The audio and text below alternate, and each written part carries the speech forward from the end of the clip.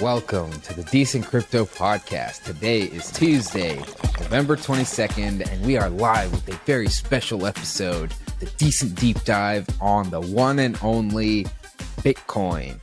Matt, how you feeling? I am so fucking hyped, man. I love Bitcoin. We've had a really tough couple of weeks in crypto. And whenever I'm feeling down on the space in general, I go back and I read the Bitcoin white paper. And that tends to solve it. It's very healing. I think for a lot of people, in times of stress, they turn to the Bible, the Torah, the Quran. I turn to the Bitcoin white paper. Let's get into Bitcoin. It's time for some healing, Matt. Let's start at the top. The abstract.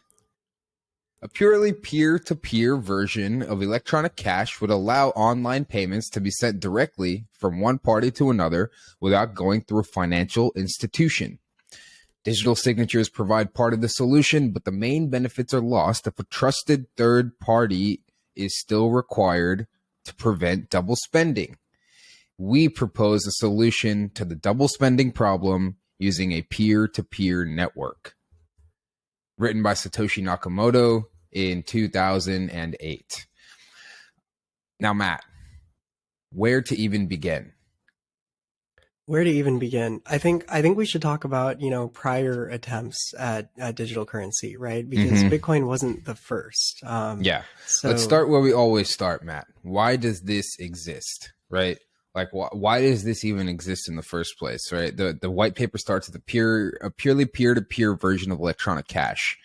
Would allow online payments to be sent directly from one party to another without going through a financial institution. So, why do you want something like that in the first place, right? What's the need?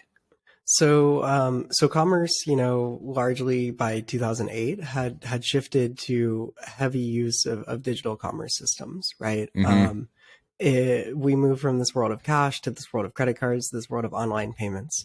And this is definitely applies to retail commerce, right? Like us buying stuff on Amazon. Like Amazon was a massive thing, online shopping was a massive thing, but it also applies to stuff like payments and international settlements and things like banking and central banking.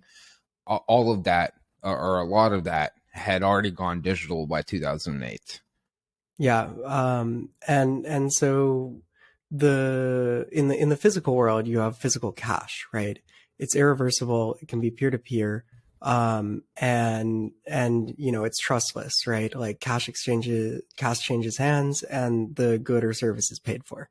In the digital world, Satoshi argues that that in order to make electronic payments as of 2008, you only had one option, which was to go through a trusted third party.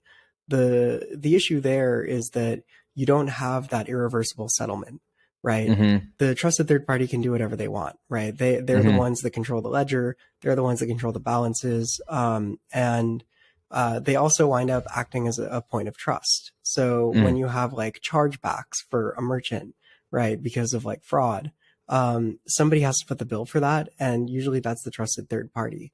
And so these intermediaries take fees. They also make it so that micropayments effectively become fiscally infeasible, because, after the fee, it doesn't make sense to send a transaction of 1 penny or whatever.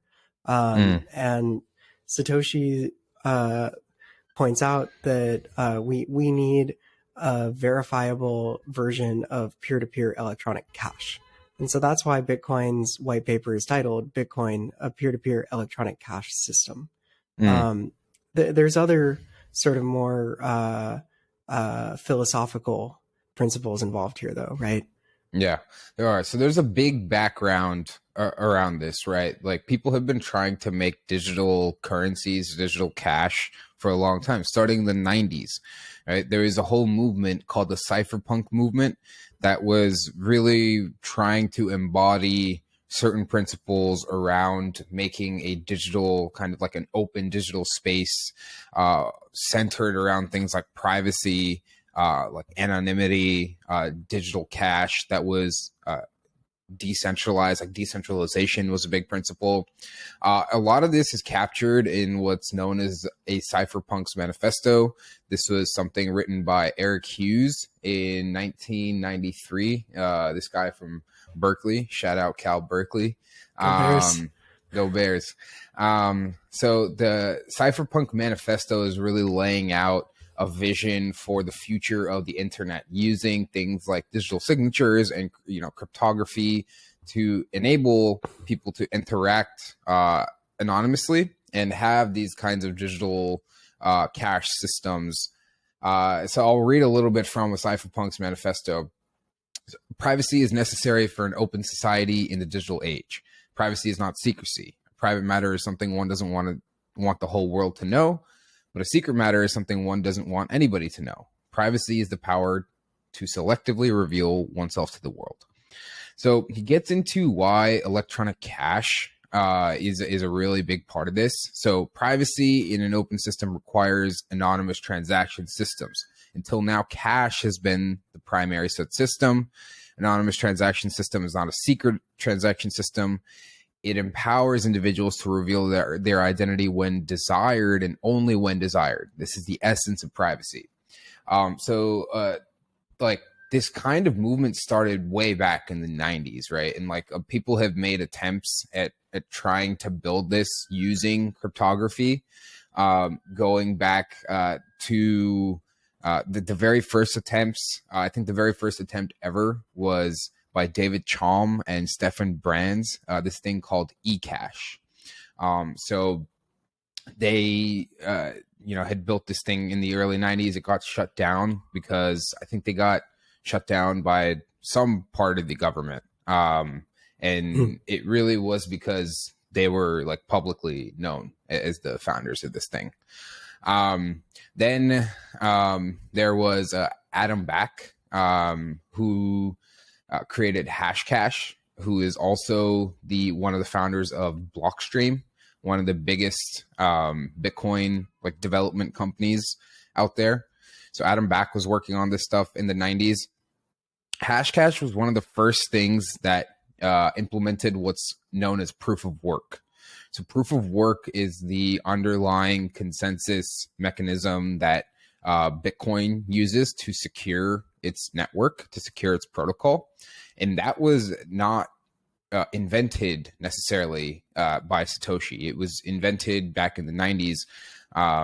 Adam Back had an implementation of it. There was an implementation going even further back, as far as 1992.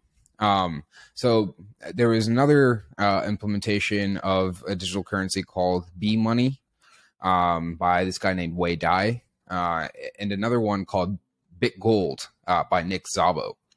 Nick Szabo, another very prominent Bitcoin figure. He's written a ton of blogs around Bitcoin philosophy or just cryptocurrency philosophy. He's kind of a polymath. Would definitely check out his blogs if you don't know who he is. The point of all these things is that the technology, the technological underpinnings of what makes Bitcoin what it is, and the philosophies behind it have been in the works for decades now, since the early 90s, right? People have been writing about this. People have been implementing the code, and really none of them reached escape velocity, you could say. None of them really gained any kind of critical mass. For the most part, two reasons, I would say. One is that the technology was never really robust enough to withstand substantial attacks. And the second part being that it was easy to shut them down on a social level because the founders were always out in the open, publicly known. Any kind of government agency could go after them, shut them down, force them to close the network down. They weren't really decentralized, as we would say today. So that's a little bit of the historical background before Bitcoin, right? Before Satoshi releases this white paper in 2008, the first block gets mined in 2009, January 3rd of 2009. This is kind of what is the backdrop behind Bitcoin. it's pretty interesting, right? Because you can see how like Bitcoin is known for its decentralization, but you can also see why decentralization is necessary for Bitcoin, right? Hmm. So, you know, So there are two things I think there that are worth highlighting that I don't think Bitcoin could have survived without. One is anonymity. I don't think without Satoshi's anonymity, Bitcoin could have survived. And I don't think without sufficient decentralization, Bitcoin could have survived, right? And they hmm, kind of go hand in hand because initially Satoshi was like the majority of the mining power in the network, right? So it was a completely centralized network. It wasn't really decentralized. Like it was open source code, but he was really the only person like supporting it. But he wasn't a known entity, right? So nobody could say like, yo, you have to shut this down, right? So they kind of go hand in hand there. But I think those are the two key components that are really worth highlighting there.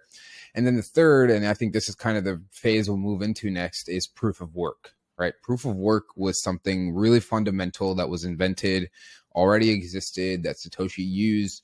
Satoshi references a lot of these works in the white paper. So he references Hal Finney, who was working on this in the 90s. He references Adam Back. He references Wei Dai. So these are all things that are referenced in the white paper and like are building blocks for the protocol. hmm. Why don't we get into what proof of work is now? What do you Yeah. say? So let's break down how Bitcoin actually works, right? So First, can we talk a little bit about the double spend problem? I think it helps to frame things.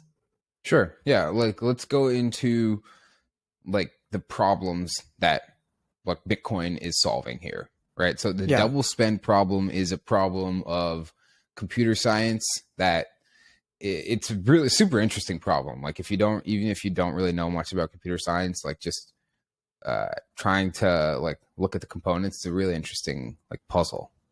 yeah.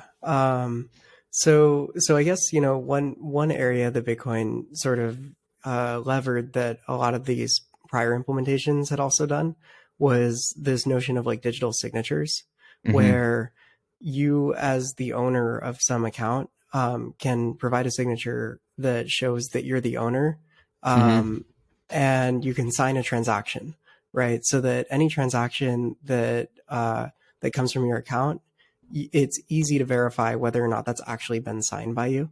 And so it provides that like self-sovereign like ownership component of it. Um, the issue comes down to like trying to reason about the world in a decentralized way. So the double spend problem, we'll break it down. Say I want to send a Bitcoin to Karan, and I want to send a Bitcoin to who's our favorite listener? Vlad. He's the first. He'll be our first listener for this episode. Anyway, we can bleep it out after he listens. So maybe I only have one Bitcoin, and I'm trying, and I attempt to I sign transactions that send it to multiple people. Right. That's the double spend problem. Yeah. So in a centralized system, if I try to like if I sign a check and that gives you $1, and I sign another check that gives Vlad $1, and you guys try to deposit them in your bank, if I only Hmm. have $1 in my account, whoever goes Hmm. first, that's going to be the one that clears, right? The other Mm. one's going to bounce. Mm. Um, Yeah. so And how do you hold know? on. Yeah, Mhm. exactly. So let's pause right there, right? So in the situation you just described, where you have a check that, or like, let's say you have a bank account that has $1 in it, and you write two checks for $1 each, right? Only one of them is going to clear, the first one, right? The only way that's enforced is a third party, that financial institution that says this person has $1 in the bank and they can only check one and they can only cash one of these, or they can only write a check for $1, right? So you need a trusted third party there, right? In the Yeah, physical well, world. it comes down to this question of like who's first, right? How do you Hmm. measure first? How do you measure time? Right. And with that trusted third party, it's pretty easy. Hmm.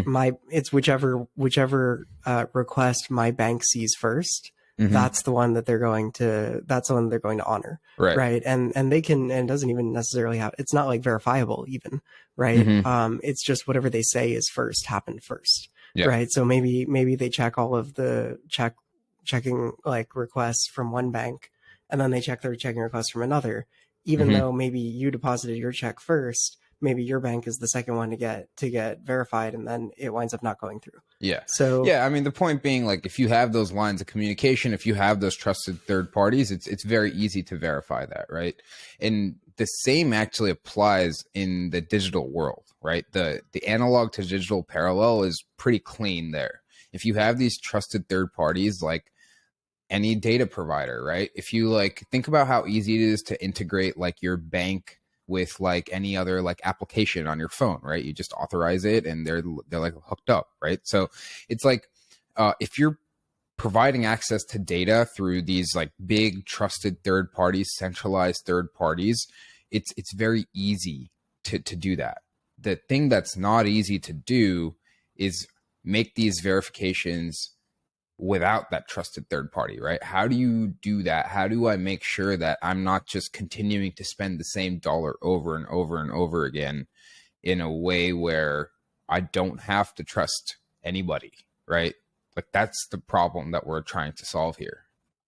yeah, I mean, it also comes down to like being able to measure what's first, right?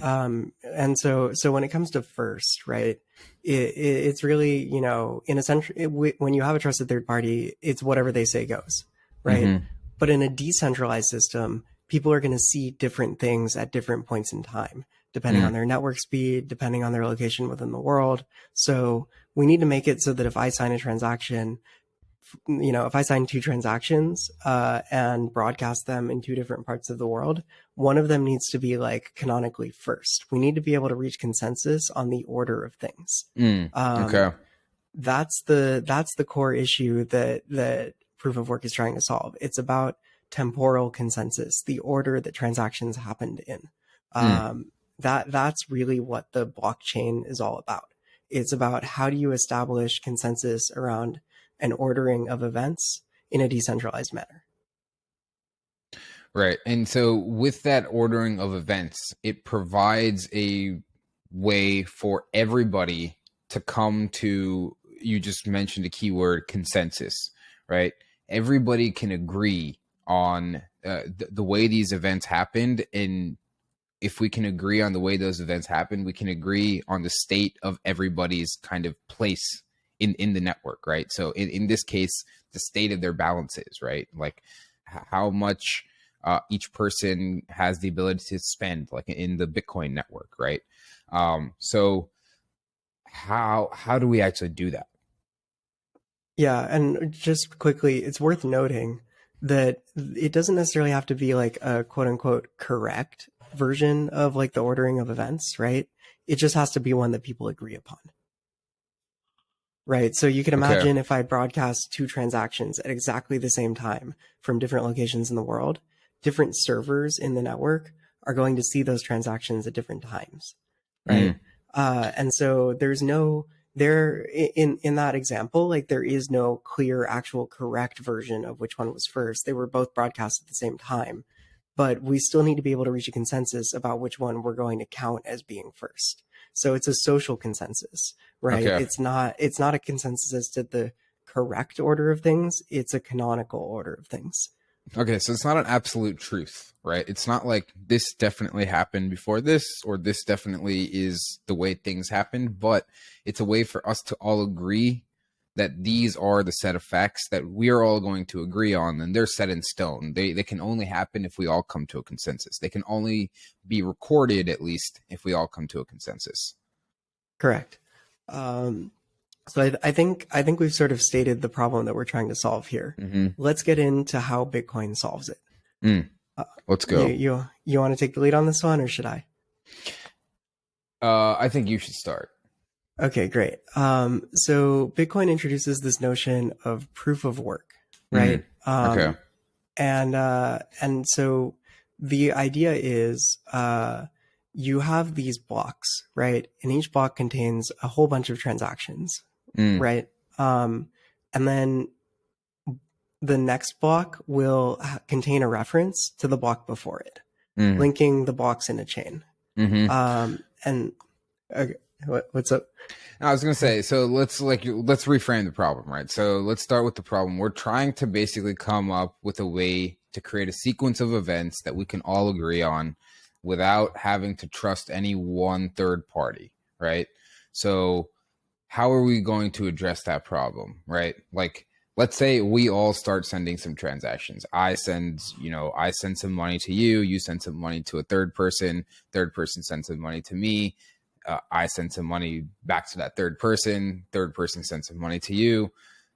Like, these are all being recorded somewhere, right? Like, I'm interacting with some kind of piece of software, which is the Bitcoin protocol. These transactions are then being sent somewhere. Like let's walk through exactly what's happening here, right? So these transactions all get recorded somewhere. Like what's happening next? Okay, so they enter something called the memory pool, the mempool, right? Okay. Which is the pool of pending transactions that people want to get included onto the ledger, right?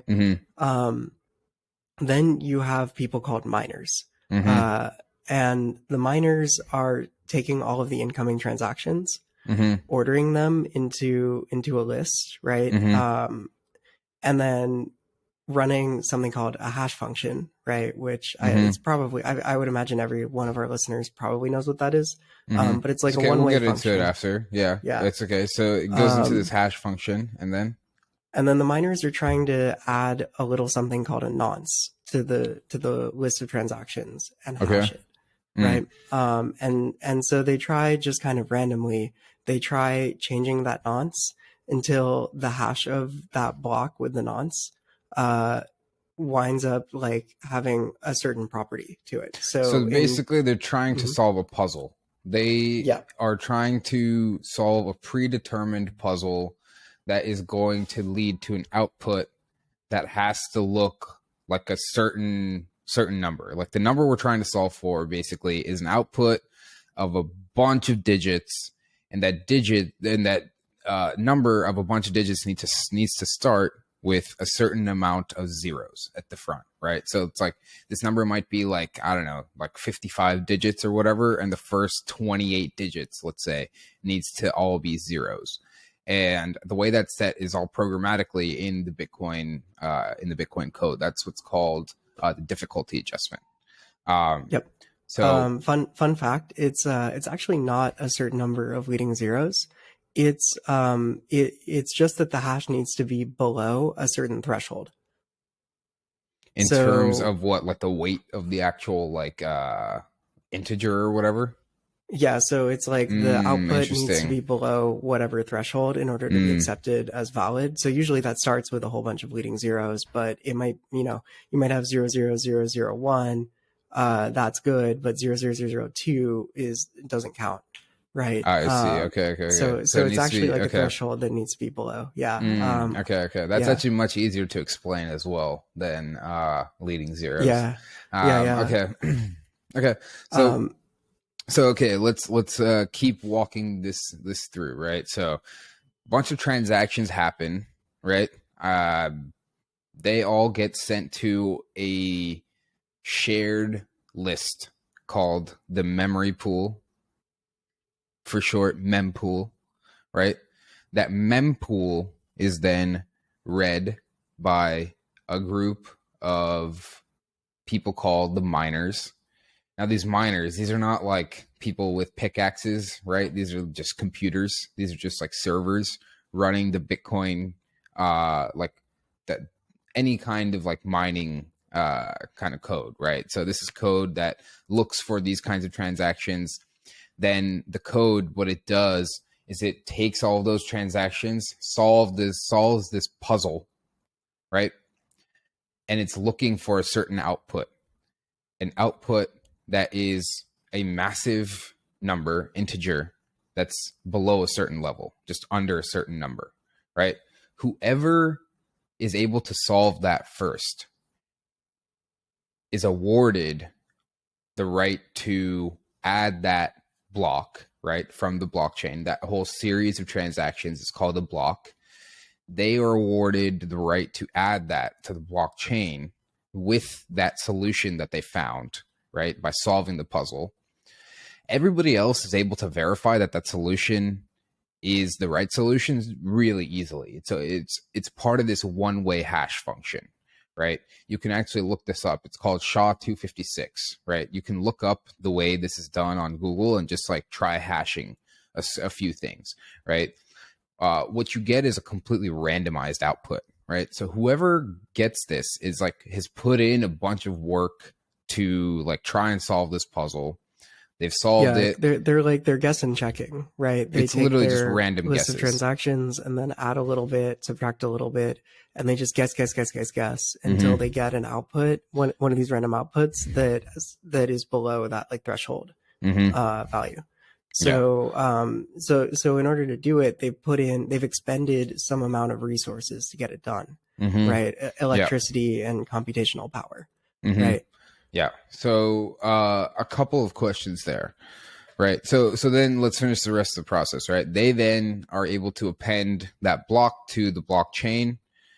Everybody sees that. They can verify that these transactions are valid, that you've actually solved the puzzle, and then they accept that as the truth of the latest like block of transactions, and then they add it to their own kind of ongoing list for like the ongoing ledger, right?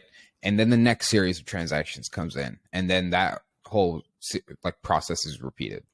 Now, the last element of that is that when that block goes in, before it's finalized, or before that list of transactions actually is finalized, there's a little place where each miner adds an additional transaction to pay themselves as a reward for the work that they put in to add this block to the blockchain, right? For the work that they've done, right? This is why it's called proof of work, because every single miner is just basically running this series of like, just like hammering out like computations. Like basically what this like puzzle really looks like is they're taking what you described as a nonce, right? It's called a nonce. They take this whole series of transactions, they add the nonce. The nonce might be like 0, right? And then they put that together, they hash it, and then try to get a number below the specified number. If that doesn't work, then they'll try the number 1. Then they'll try the number 2. Then they'll try like they'll literally just keep trying. And then if you see a mining farm, like they're called farms because there's literally just like thousands, tens of thousands of these computers just like running, whirring in these big fields, like out in Texas and North Dakota and crazy places with tons of land. It's wild to see, but that is the actual process of how the Bitcoin network takes in transactions, adds them to the network, and secures them, right? So, like that's in a nutshell, like that is what the Bitcoin network is doing, right? The questions that I have for you from that point are, why does it do that, right? How does that actually provide security for the network? This whole thing is about security. It's about securing the network so that nobody can tamper with it, right? So how does that whole process actually provide security for the network? And then how does every other miner, how does every other participant in the network kind of like move forward and agree that that last person is like a verified person, that they've done the right thing, and how do they all kind of come to consensus in a real world sense, like in a networking kind of sense? Good questions. So so one thing that I think is kind of important, right, is that because you just have to like guess and check a lot, it's very infrequent to come up with a correct answer, right? To come up with the golden nonce, right? The nonce that when you hash it along with the transactions will get you that output. Yeah. So right now, below the threshold. Yeah, right now it's like if you get that nonce correct, right, you get paid like 6.25 Bitcoin, right? So it's quite a bit. Yeah, that's like $6.25 million at my end of 2026 price target. Not financial advice. Yeah. So, Yeah, yeah, so you're doing it because you get paid, right? And it's very infrequent that a miner will stumble upon the correct answer, right? So generally speaking, you get a new Bitcoin or a new block added to the blockchain every 10 minutes. Yeah, exactly. Right? So that's $100,000 coming into the network every 10 minutes. Like this is new Bitcoin being released. So this kind of mining mechanism, right? This is how any new Bitcoin has ever been created. This is how any new Bitcoin will ever be created. And it will be created at a decreasing rate, right? So mining started the very first block, right? Satoshi started running the software, started mining, right? The Bitcoin network. Anybody who wanted to use it could send transactions to anybody who was mining the blockchain. Initially, the first transaction was sent from Satoshi to Hal Finney, right? So, and Satoshi was also the miner, right? So Satoshi got paid for mining the blockchain. And he was the main miner for like the first many blocks. Satoshi owned 1 million Bitcoin approximately from all the mining in the early days, right? You can actually see that people have done a really deep kind of analysis, like cryptographic analysis on all of the wallets that Satoshi owns from the mining, and it's about like a million Bitcoin worth, and it's never been moved, right? So like all the mining that's ever been, or all the Bitcoin that's ever been created has come from mining, right? And initially the payout for mining one block was 50 Bitcoin, right? So every block that was mined, you would get 50 Bitcoin in return for mining. And people started mining just from their computers, like, you know, their MacBook Pros or whatever. Like you could just mine very easily from your computer and you could get paid quite a bit doing so, like at least in Bitcoin. Like I know a lot of people who were mining in college who were just mining, you know, just as hobbyists. So it's a very common thing to do.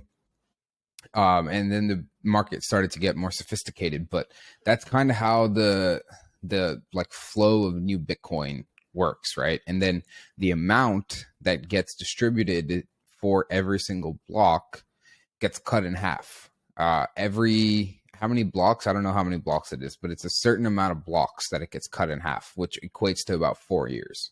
So about every 4 years, the amount of Bitcoin that gets paid out to miners for mining a single block gets cut in half. So initially it was 50, then it was 25, then it was 12 and a half, and now it's 6.25. So that's a lot of people attribute the halvening, right? The cutting in half of the Bitcoin rewards to the rise in price, because it makes Bitcoin more and more valuable. It makes it more and more scarce as time goes on. Eventually, this halvening will lead to the supply completely running out in about 2140. There will only ever be 21 million Bitcoin in the end. A bulk of the supply, most like 98%, 99% of the supply will be finished in 2040. It's about 18 years from now. So that's a pretty interesting kind of thing to look at. But that's kind of the way the supply of the Bitcoin, the actual currency, the tokens are released on the Bitcoin capital B network. Yep. So Bitcoin tokenomics, baby.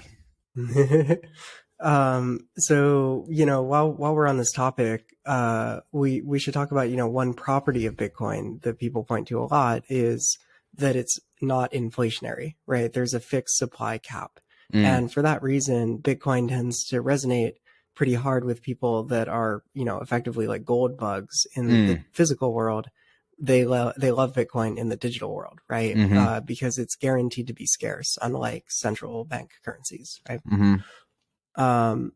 So going back to the blocks coming out every 10 minutes or so, that's helpful in and of itself, right? Because it gives people a fair amount of time to come to a consensus, to hear about the latest block, right? And so when a new block happens, you have a fair amount of wiggle room, like a grace period between that happening and the next block getting mined. And so it decreases contention for like the adding the next block at whatever block height or like whatever number block you're at, simply by being a little bit slow, right? So if you think about consensus, the scenario you're trying to avoid is two miners trying to add a block at the same height that has maybe conflicting transactions. So maybe block A would have a transaction where I send you Bitcoin. And maybe block B has a transaction where I send someone else Bitcoin. At that point, you have what's called a fork, right? Because you have this nice linear chain of block, block, block, block, and then you have a split in the network, a fork. And so at that point, miners have to make a choice, right? Every block references the block before it. So you need to clarify as you're mining which block you're trying to extend, right? Which side of the fork you're trying to extend here. Okay. And so that's just kind of random, right? It's however miners want to do it, right? So let's say, half the miners start building off of block A and half the miners start building off of block B, right? Whichever one gets lucky and finds the golden nonce and adds the next block to the chain, that will make that side of the fork one block longer, right? And then you could continue this process, right? Maybe it gets to be 2 blocks longer or 3 blocks longer. At this point, the miners have a clear economic incentive, right? At some point, the shortest block is probably, or the shorter side of the fork is probably just going to get thrown away. Yeah. Right. So you don't want to use computational resources and electrical power and expenditures to try to extend a side of the fork that's just not going to be accepted by consensus. Yeah. Your incentive is to build off of the longer chain, right? And because everyone's individual incentive is to do that, the collective incentive becomes to very quickly throw away conflicting blocks, right? Yeah. So there are two core aspects that make it easy to come to a social consensus here. The first is that Bitcoin is slow, that you get a new block every 10 minutes. You can imagine if we got a new block every 2 seconds, then blocks A and B would get mined and everyone would say, okay, I'm going to either extend A or B. And then maybe you get blocks that extend A and B. We'll call them A1, B1. And then you quickly get A2, A3, B2, B3. And the network would have trouble figuring out which side of the fork actually is the longer side, A or B. Yeah. Right? And at that point, you just have chaos because any of the transactions in A might be invalid if we come to the consensus that B is the canonical longest chain. Any of the transactions in B would be considered invalid if we come to the consensus that A is the valid chain. So we need to sort of slow it down, right? That's sort of the first thing. The second thing is that everyone has the selfish incentive to build off of the longest chain because that's the one that's going to have the higher probability of getting built on. Right. So one interesting thing that I learned doing research for today's episode is that the transaction that mints new Bitcoin, the Coinbase transaction, has a special property. The newly minted Bitcoin can't be spent for 100 blocks. Interesting. Okay. Yeah. So it just can't be moved at all?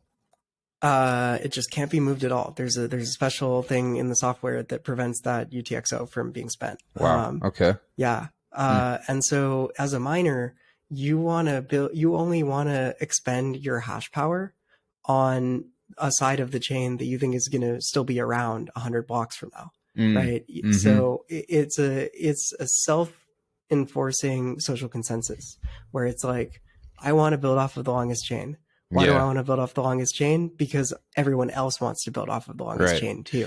And so it's more likely that my block will get included $100 from now, and then I can spend that Bitcoin if I Yeah, want to. here's the thing. It's a really, really genius system, the way this thing was designed.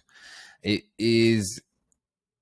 really can't work without this incentive of the release of tokens coming out, right?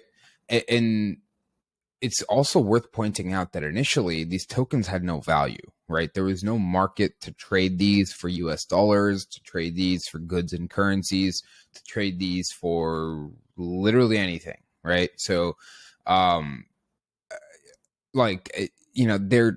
the incentive was kind of inherent to the system itself, right? Like you would only be mining if you wanted to use the network and gain more of these tokens to then trade them with other people, or like build apps that would, like, I don't know, facilitate the, I don't know, use of Bitcoin in some way. Like, I don't know, people were building faucets and dice games and stuff like that early on. So, yeah, like it's an inherent kind of value unlock that's like spread through the network, right? With this mining incentive, and kind of like the game theory is such that it creates this social consensus where people are incentivized to keep the chain going, and also incentivized to act honestly, right? Like it's more economically advantageous for you to just act honestly, try and mine the longest chain, validate the transactions properly, and collect the mining reward than it is for you to try and get through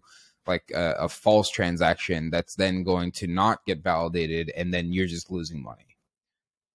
Yeah, not only a false transaction, right? But really to try to subvert the consensus at all.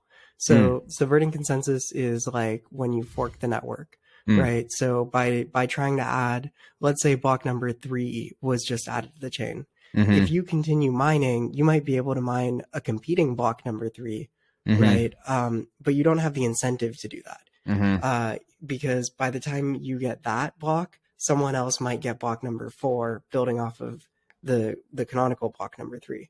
So it's this game theoretical like convergence to the actual like longest chain. The economic reward is always there for you to behave as a good actor in the system that tries to continue in the like consensus world, because you're wasting resources if you try to subvert consensus. Yeah. It's very fascinating. Like so much of this, it works because of this like social layer, right? Like it's designed in a way to keep the social consensus like going. Yeah, all of this exists to create that decentralized consensus on the order of transactions in the chain, right? And this is all to solve this double spend problem, right? So that you know exactly the order in which events happened. We should point out one thing just as a side note. It's not just the block rewards that incentivize you, right? Because a lot of our listeners are going to be sitting here thinking like, okay, great, Bitcoin stops working in 130 years, right? Yeah. Like you also get transaction fees. So each transaction pays a little bit of a fee to the miner. And so after the block rewards run out, the miners will have to subsist on transaction fees. Yeah. Today, the average transaction fee in a Bitcoin block is about $1.50 worth of Bitcoin, or $10,500 at my price target, and $15,000 at my price target at the end of 2025. Definitely financial advice. But yeah, like the incentive will always be there to mine in a way that adheres to maintaining social consensus rather than subverting it. And that's really the key thing here. Is the economic incentives are always there for you to maintain consensus on the state of the blockchain. Yeah. Yep. So, Matt, at this point, do you want to walk through like what a block might look like on, like a very granular level, or should we just go into kind of like a big picture discussion about Bitcoin? Why don't we just jump through like what a block actually is, Okay. because I think it does make it a little bit more tangible. Yeah. So okay, let's lay it down, right? So we discussed what the problem is, like why we're solving this problem, or like why this thing was even created.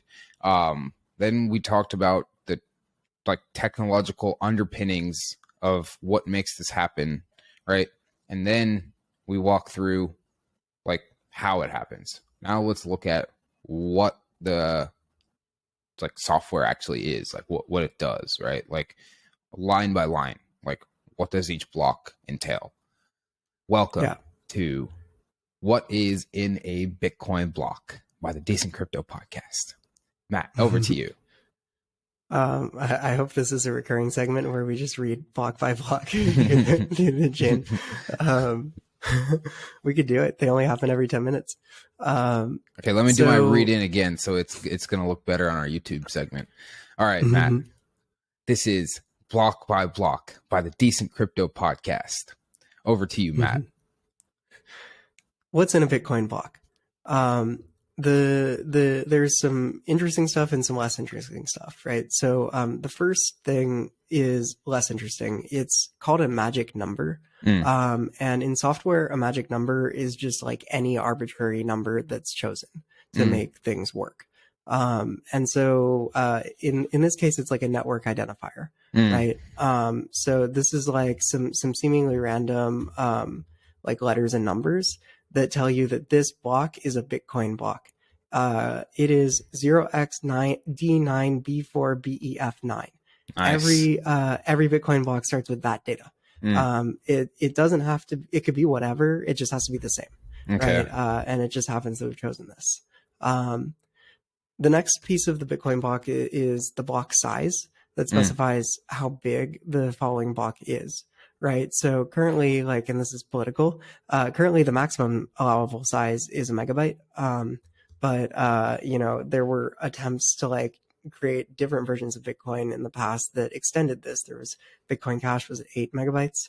I think it was just 2 initially, and then they raised it to 4 and then raised it to 8 again, maybe. I'm not a big Bitcoin Cash follower, so I'm not too aware. Next deep dive. So there are many attempts at this. There is a book called The Block Size Wars if you really want to go deep. Cannot recommend it. I found it. It's great. Kind of dry, even for me. I liked it. So the next piece is a very, very crucial part. It's called the block header. Okay. So this is something that like our audience has probably heard of before. So maybe not. What is it? The block header contains like important metadata about the block. Okay. And this will really tie into like the structure of the blockchain itself. So the first thing in a block header is the version, right? So V1 as of January 2009, V2 2012, V3 2015, V4 2015 again, I think. And what do these versions represent? Like, can you not run old versions? Can you like, you know, like what is the purpose of these new versions? So when Bitcoin, when like the Bitcoin core software has like an update that wouldn't be backwards compatible, the community as a whole comes to a consensus around which version they're going to adopt, right? And so generally these are just kind of like useful updates to the software. They're not contentious, but it's important that everybody knows that like a version like a V2 block wouldn't get accepted by the network today. It would have to be a V4 block, right? Okay. And it just like allows for like they added an opcode at one point. At one point they like added a little bit of required data. I think block size was not a required field for a while. And so in V4 or V3, they started to make that required so that people would kind of know when they see a block whether or not to just like reject it offhand, right? And so are these are these hard forks every time these new versions don't accept old versions, right? Like, so if you say version 2 is not accepted, like, is that a hard fork or like is that a whole separate thing? They're hard forks, but I don't think a hard fork has to lead to a new version, if that makes sense. They I tend to see. be sort of more like core pieces around the structure of a block. When those Okay. change, they will update the version number. Okay, I see. So first the version number. Then the next component of the block header is the previous block's hash. Okay. So this is really important, right? Because when you're mining a block, you need to know which block height you're mining. Are you mining block number 3 or block number 4, right? And so the way that you tell the network, here is the order of, here is this block's location in the timeline, is by specifying which block it comes after.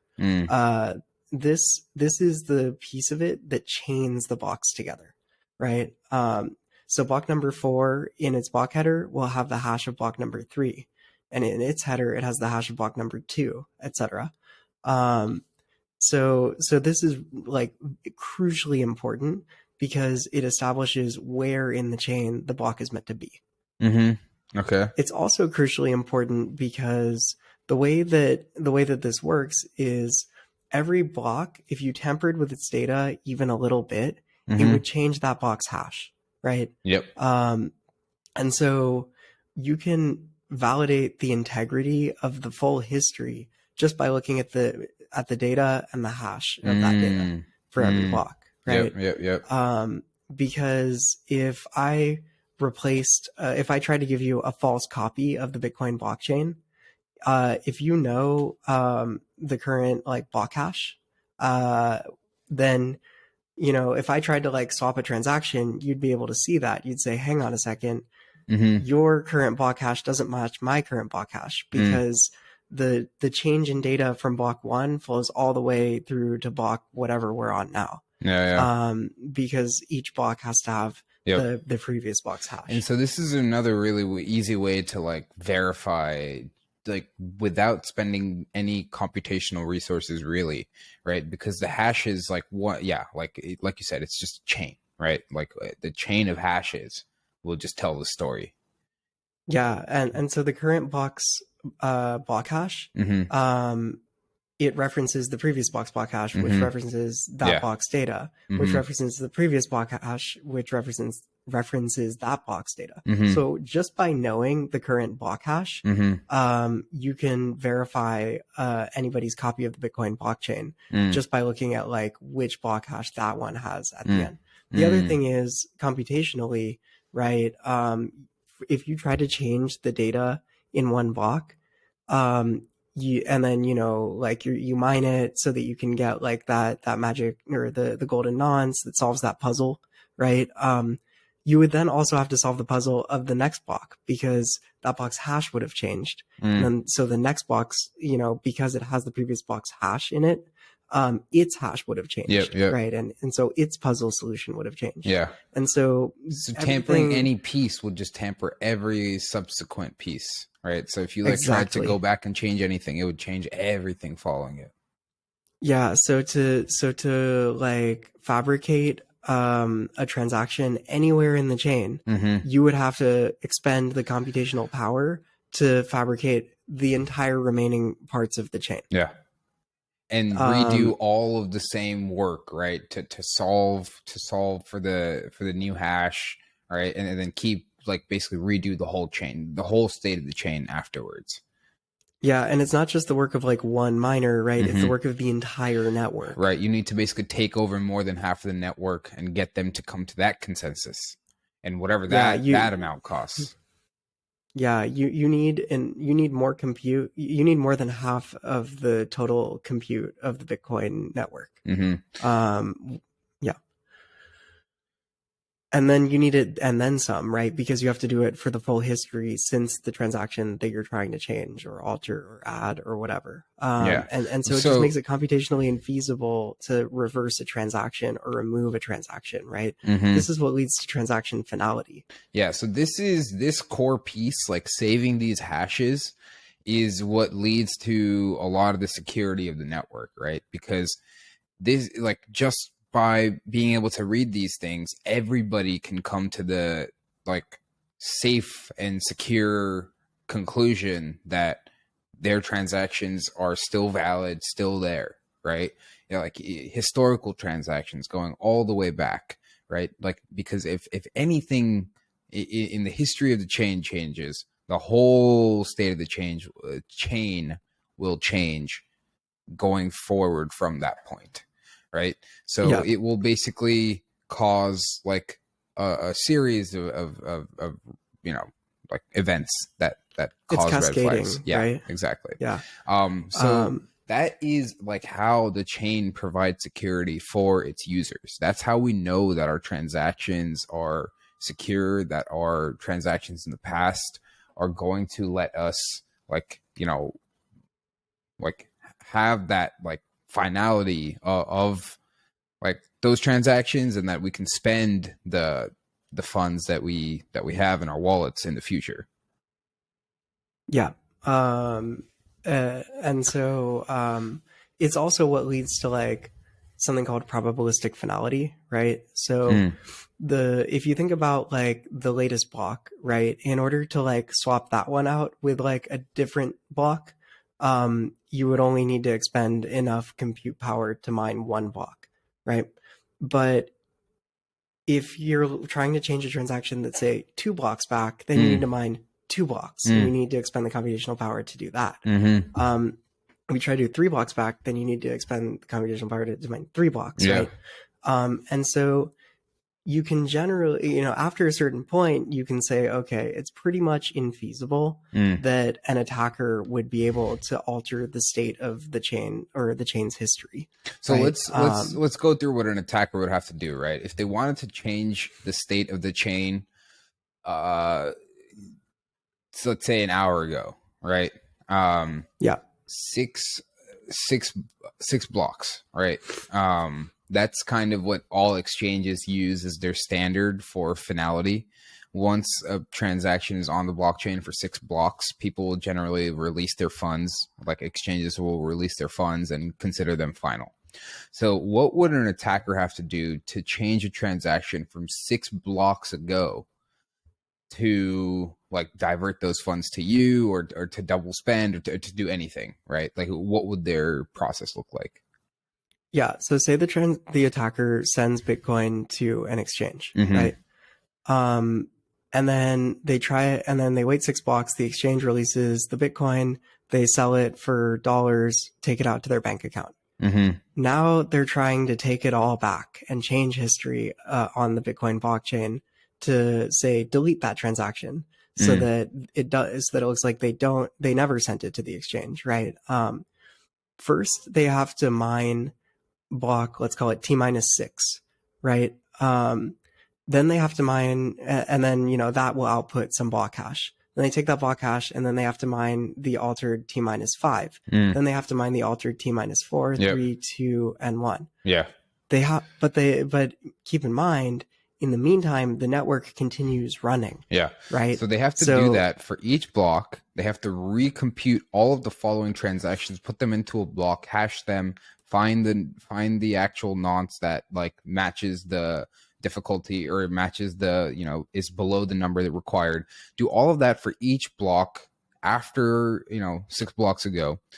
They have to take over and the reason more they have than to half. Do that, right? Well, they have to do that for more than half the computational power of the network, not just like one miner, right? They have to propagate that across more than half the network, so that half of the network will come to that conclusion that this is true, and then get the rest of the whole network to then come to that same conclusion, right? That's what creates consensus. Yeah. So they need to do that. The reason they have to do blocks T-5, 4, 3, 2, and 1 is because we pass T-6's hash to T-5. Then we pass that hash to T-4. Yeah. So we need to like create a whole alternate world, right? We need to create a completely new blockchain and then convince everybody that this is the real blockchain.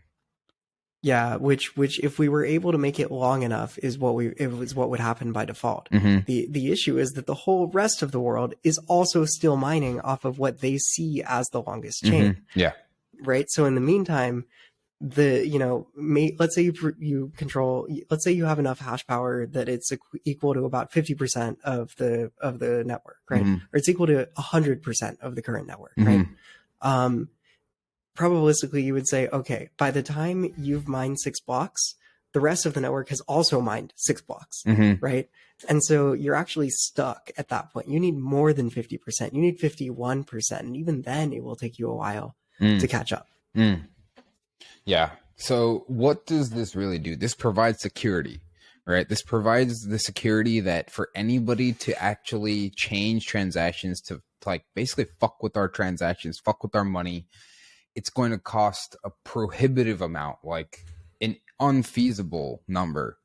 I think the last number that people were quoting was like in the tens of billions of dollars or something, right? To actually start like revert to what it's called is a 51% attack on the chain. To 51% attack the Bitcoin blockchain, it was like in the tens of billions of dollars, right? So that's what gives you the assurance that your transactions are final, are secure, are going to be on chain forever when you actually place a transaction. That's the value of the Bitcoin network.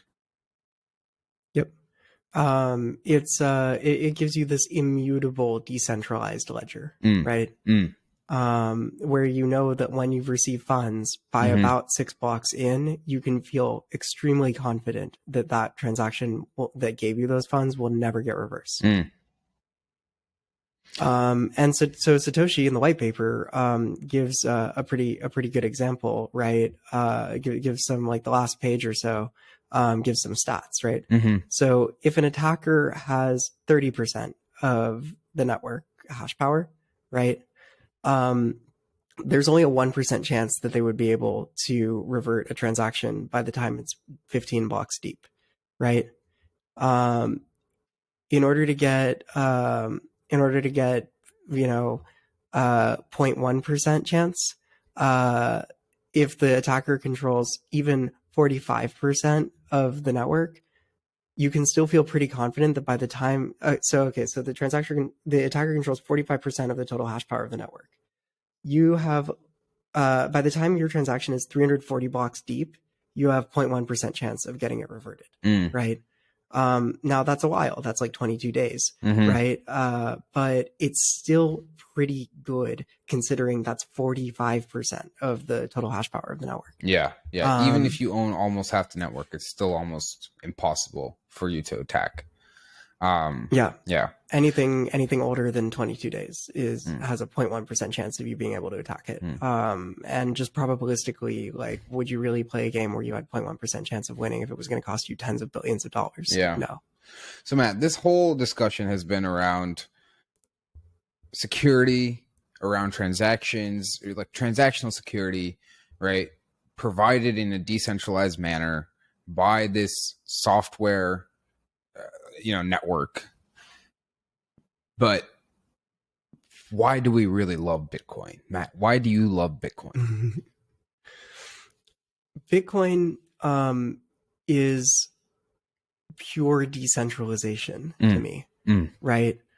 And a lot of people are kind of bearish on proof of work, right? There's a lot of people out there that say that proof of work is wasteful, that it's boiling the oceans, that it's like contributing to climate change, that it has like that Bitcoin uses the same amount of electricity as many small countries. All of those things might be true, but the value it delivers is this pure mechanism for decentralized consensus. And to me, that's necessary, right? That's like an opt out. That's an eject button from centralization that nothing else in the world really provides today. Yeah. Right. It is so beautiful and so pure in what it accomplishes, which is decentralized consensus. And to me, the notion that we as a species can coordinate something like that, that should be impossible, right? Like decentralized anything is difficult. Decentralized consensus is difficult. Decentralized consensus when there's like value at risk should be impossible. It's a miracle that we can do this. Yeah. Right. And it reflects human ingenuity that we can design a system so simple, so pure, so elegant that it just does what it's supposed to. Mm. And no matter what happens in the crypto world, Bitcoin keeps making blocks, and you can get a transaction through if you pay for it. And that's beautiful. Why do you love Bitcoin? I don't think I can top that. I'm just going to leave with one quote from Satoshi's white paper that touches on exactly what you just said. The network is robust in its unstructured simplicity. I also love Bitcoin because it just works and it provides a real value. People always talk about, what is this thing actually doing? It is doing something really valuable, right? Like people in the West, people in America might not appreciate what it's really doing. But in a lot of places, you can't have a place that you can put your wealth, that you can just execute transactions, easily in like feasibly, right? And I'm not saying that this is perfect. I'm not saying that there are even many places in the world where this is valuable. I'm just saying that the technology itself is a valuable technology. And it's up to us to take that and build more on top of it, make it easier for people to access, make wallets more widespread, make more technologies that, use this as infrastructure, right? So that is all up to us. But I love it for the same reasons that you just mentioned, right? The decentralized properties of it, the ability for anybody to access and own something, a digital property, right? Digital property that leads to like true ownership that nobody can mess with. I think those are all really, really cool things that we've created and that Satoshi has created and gifted us with. So I love it for all those same reasons. And I think that people are foolish, if you ask me, to discount this as a technology and as a vehicle for creating opportunities for people. Frankly. So I think there's a lot to be built on top of Bitcoin, and I think there's a lot of potential to be unlocked with Bitcoin. And I actually think that we're going to get back to that in the next couple of years. I think that's both of our hot takes, actually. So I'm excited for the future of Bitcoin. This is only part one. We're going to do a few more episodes on this topic about layer twos, about scaling, about applications being built on top of this. So stay tuned. Hope you enjoyed this deep dive on the Bitcoin protocol. We will be back in a few days with a recap of everything that happened this week. Have a good week, everybody. Have a good Thanksgiving. Enjoy with your families. Till then, stay decent.